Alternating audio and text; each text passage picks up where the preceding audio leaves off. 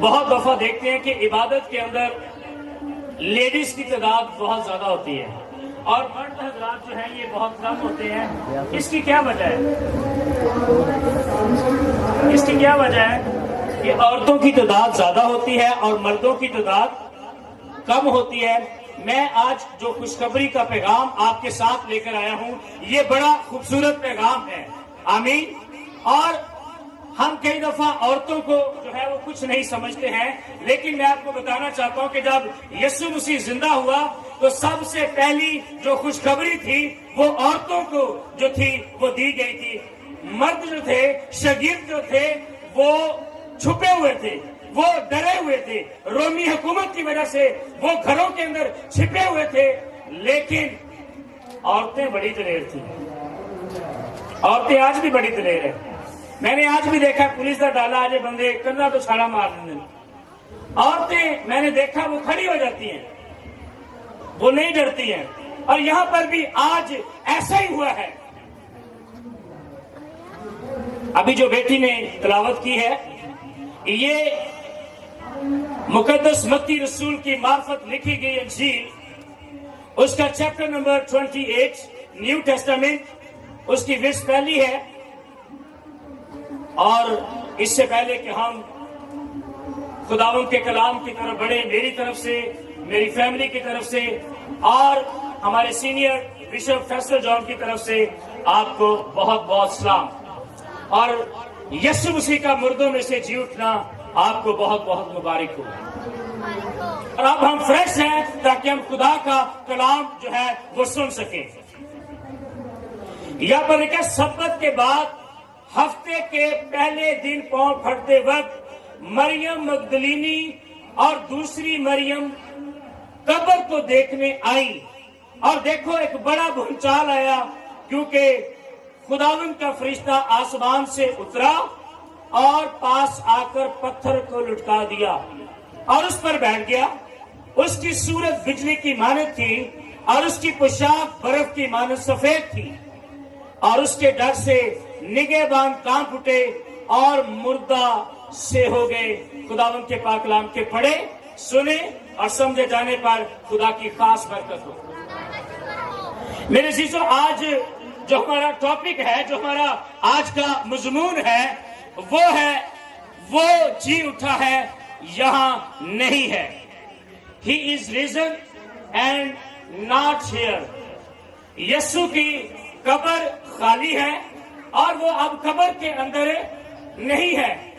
میں آپ کو بتانا چاہتا ہوں یہ عورتیں جو ہے یہ صبح ابھی تڑکے ہی تھا، ابھی جو وہ دن نہیں نکلا تھا، تو یہ تین عورتیں بڑی دلیری کے ساتھ یہ جانتی تھی کہ یسوع کو قبر کے اوپر اندر رکھا گیا ہے اور اس کے اوپر جو ہے ایک بھاری پتھر رکھا گیا ہے. کتنا پتھر؟ اور پھر یہ بھی جانتی تھی کہ اس کے اوپر رومی حکومت نے کیا کی تھی؟ مہر لگائی ہوئی تھی کہ کوئی اس کو کھول نہیں سکتا ہے. اور اس کے آگے پھر جو ہے وہ رومی حکومت کے سپاہی جو تھے وہ پہرا دے رہے تھے.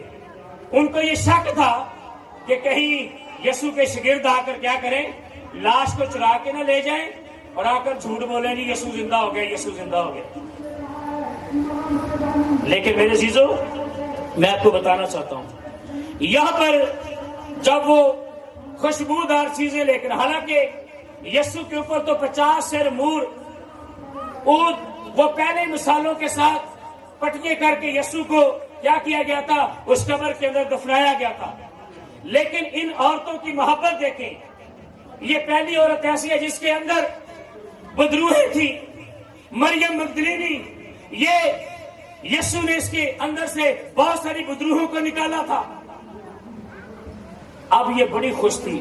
اب یہ مسیح کے ساتھ مرنے کے لیے، قید ہونے کے لیے، یہ اتنی مسیح کے ساتھ اس کی محبت ہو گئی کہ یہ ڈریا نہیں. انہوں نے کیا کیا؟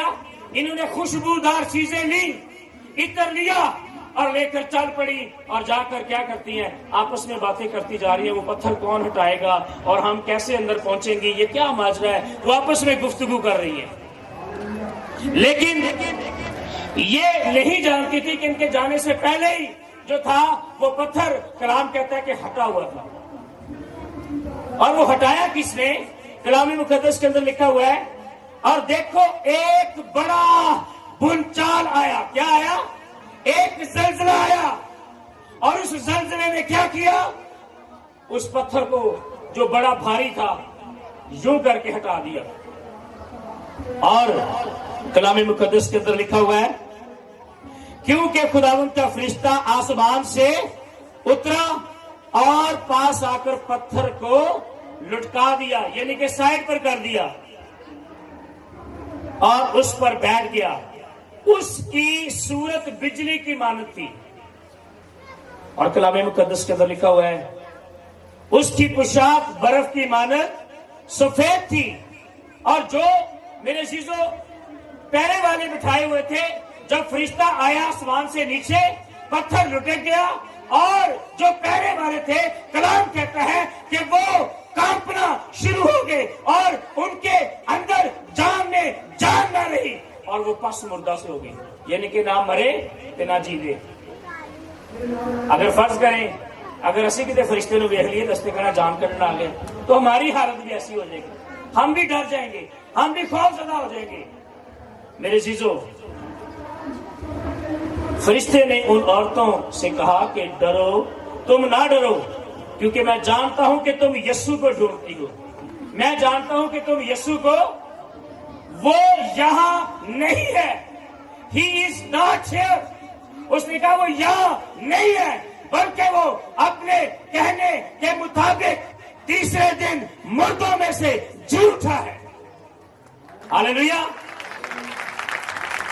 حالانکہ یہ باتیں یسوع نے پہلے کہہ دی تھی.